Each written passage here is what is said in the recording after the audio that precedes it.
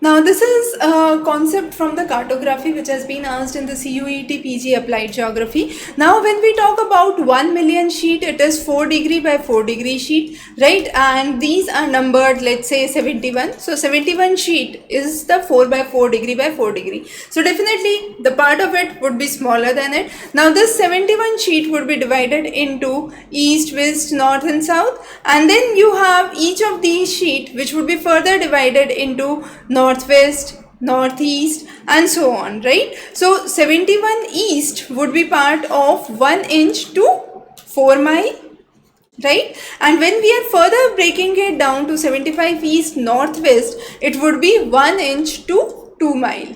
So 1 inch to 2 mile would be the correct option for this. If you want to go into the detail of the topographical sheet, we have covered a separate lecture on that. You can refer that. The next is, this question again talks about cartographic aspects. So the projection. Now you have to identify the point of light to cast an image in a perspective cylindrical projection. So in the cylindrical projection, it is from the center of the globe. So when it is from the center of the globe, you would have a cylindrical aspect that would be actually focused, and this is what is called as a cylindrical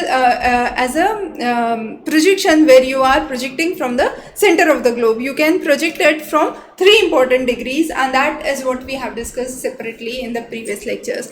Now coming on to the next, which of the following would be the most suitable two standard parallels when the area is represented from 20 degrees south to 80 degrees south, right? So you have 0 degree here, and then we are trying to move from 20 south to 80 south, right? Now two standard parallel projection, which could be either the Lambert conformal projection or the Elbert's projection. So be it the Lambert projection or the Elbert's projection, the conical projection, both of these have exactly chosen parallels which are actually considered for this purpose, and this is 30 degrees and 70 degrees south. So here the range is 60 degrees which has been taken. Now 1/6 of that 60 degree accounts for 10 degree. So moving 10 degrees inward from 20 degrees gives us 30 degree, and moving 10 degrees inward from 80 degrees gives us 70 degrees. So the pair 70 and 30 is one of the pairs which would maximize which would actually minimize the scale errors best. So the best minimization of the scale errors could be done using 30/70 in this case. So that would be the correct option. The next is again a very interesting question. This is based on the law of uniformitism, Hutton's concept, which has been commonly asked, and this was later on refined by what was called as the Hall's concept.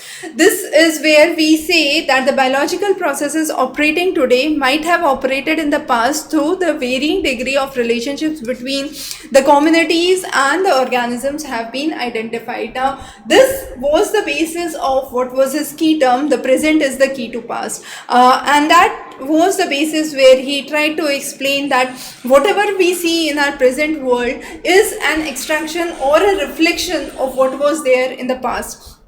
So that's the basic idea. So law of uniformitism given by Hutton has been the basic principle behind it.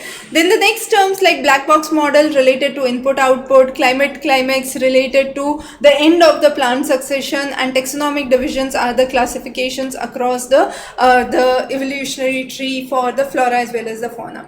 The next is the applied geography question, which talks about the layers that we see. Now this layer phenomena is a classic phenomena of tropical rainforest, and that is where we say that the lower trees or the vegetation is unable to get ample sunlight because of the dense growth, right? And these growths are in layers. So there is a multi-layered canopy structure or stratification, which we could say which is present in the equatorial rainforest, and this leads to epiphytes species, little vegetation cover on the ground, and the 3 or 2 layered system which exists, right? So that is what is a classic characteristic of tropical rainforest.